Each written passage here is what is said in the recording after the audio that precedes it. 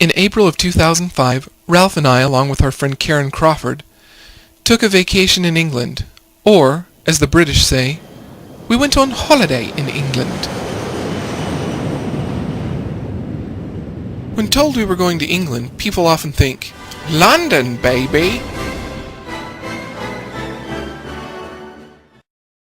But our agenda was much more subdued.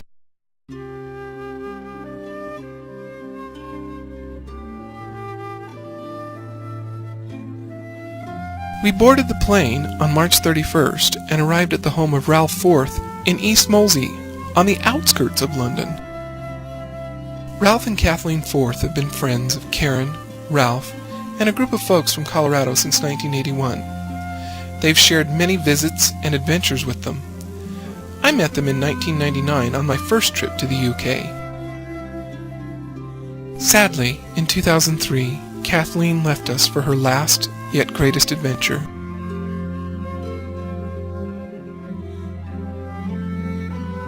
In her memory, their family donated a kneeler, a small pillow used for prayer, to Ralph and Kathleen's church. Their friends from Colorado followed suit and donated one also.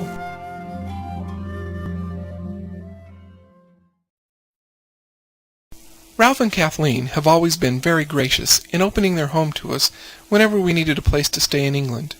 This time was no different. Ralph greeted us at the door with smiles, a cup of tea, and Irish stew for dinner. Our first day was sort of a down day. We were waiting for jet lag to catch up. We didn't do much. A quick walk through the gardens at Hampton Court, and a nap or two.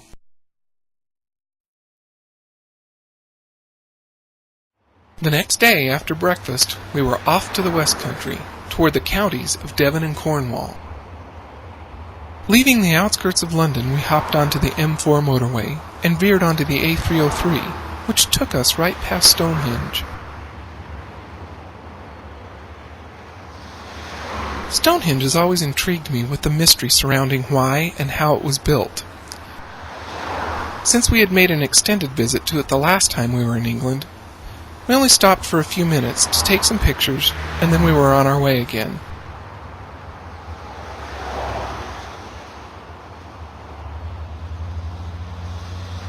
Continuing down the A303, we then took some smaller back roads toward the Bristol Channel to make our first stop in Somerset County near Bridgewater Bay, in a small village called Selworthy. The village of Selworthy was rebuilt in 1828 by Sir Thomas Ackland of Killerton. He designed the village to provide housing for the aged and infirmed of the Hollincote estate. It's laid out loosely around a long green and climbs the hill to the 14th century Church of All Saints. Selworthy was the site of the first bed and breakfast on our trip.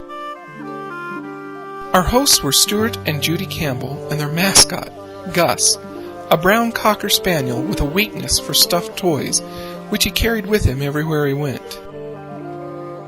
Our rooms were quiet and cozy, and after a quick cup of tea, we decided to take a walk through the village with its thatched cottages and farms.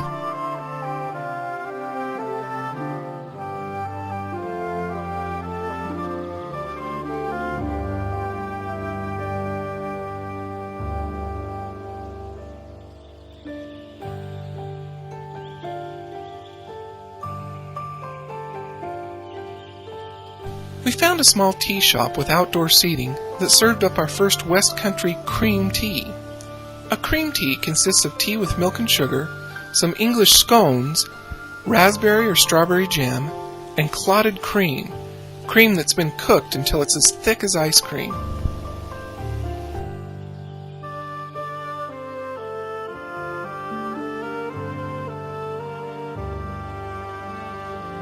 After devouring the scones and tea, we continued our walk toward the top of the village.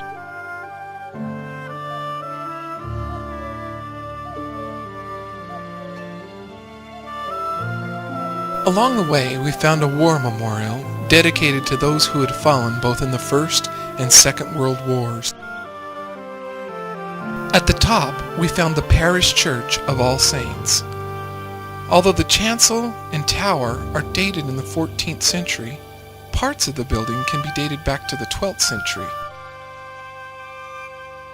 Outside the church, we found misty green meadows filled with sheep.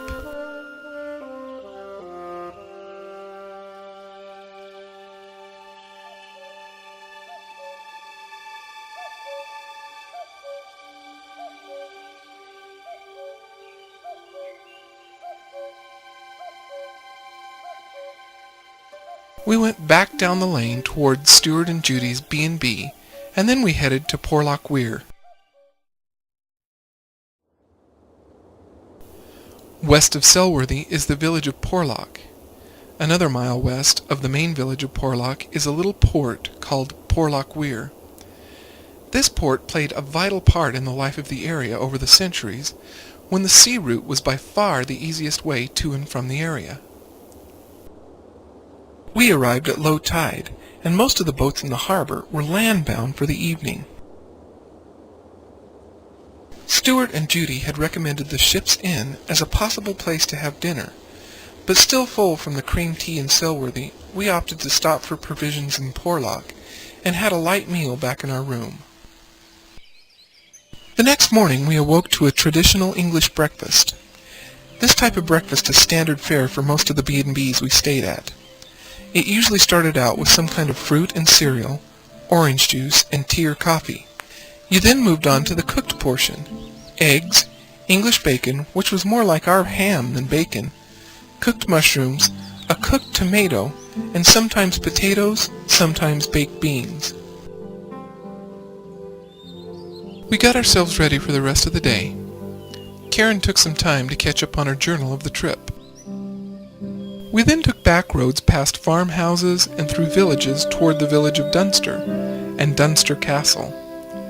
We stopped along the way for a walk to view the lush green countryside and beautiful spring flowers.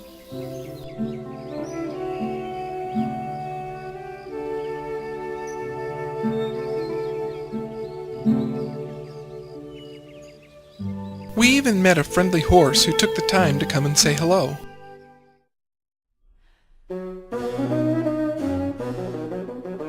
We arrived at Dunster Castle, a red sandstone castle that towers over the village of Dunster.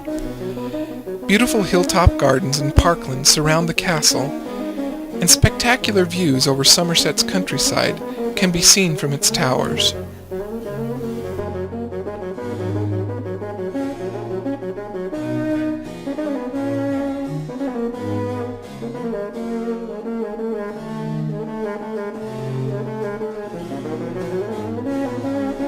A working corn mill sits at the base of the castle hill that dates back to the 18th century.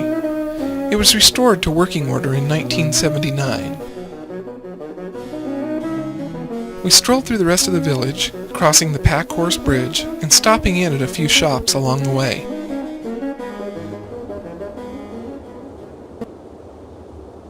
We finished up our day by heading up to the moors of Exmoor, and while looking out over Selworthy and the Bristol Channel, we finished off our provisions from the night before.